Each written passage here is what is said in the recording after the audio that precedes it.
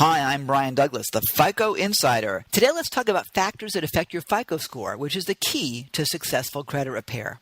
You know, a high FICO score is the prize you're looking for when you're trying to repair your credit. In order to win that prize, you need to know how the FICO boosting game is played. You may be surprised to learn that factors such as your age, sex, education level, marital status, whether you own your home or rent, your length of employment, and even if you may pay more than your minimum monthly payment, those are not included in your FICO score. The exact formula that makes up your FICO score is top secret, kind of like the formula for Coke and the Colonel's secret recipe. But basically, here's how it works in order of importance. 35% of your score is based on how you pay your bills. Now, paying on time is great, and paying late hurts you. No big surprise there. If you have accounts that are charged off, or if you file bankruptcy, you're really going to take a hit here. Recent activity is more important than older activity. In fact, if you have had old bad debt, the best thing to do is leave it alone. 30% of your score is based on how much credit you have available and how much you're using of that amount available. This includes all credit sources, home equity lines of credit, car loans, mortgages, credit cards, and so on. It's bad to have almost no credit. It's good to have a reasonable amount, and it's not great to have too much.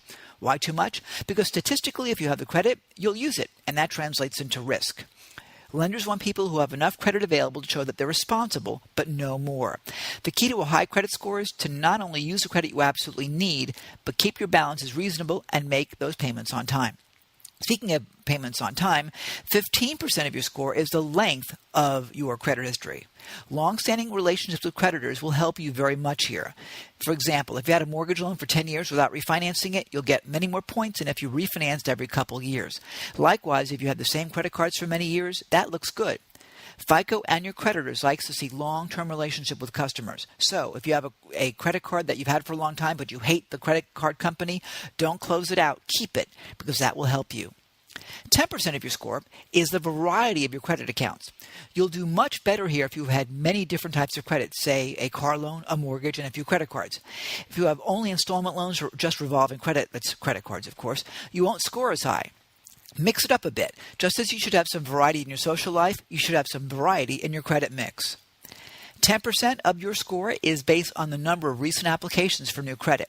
So if you're shopping around for a new loan or floating balances between new credit card accounts, you may look riskier to the credit card companies. There are some strategies here to minimize that. Now, that's 100%, but there are other factors to consider too, and FICO does include them to some degree, so you need to be careful about some of those factors as well. So there you are. That's just the knowledge part. Now comes a strategy of what to do with this information. For more information on how to live a better quality life, visit us at FamilyFinancialUSA.com.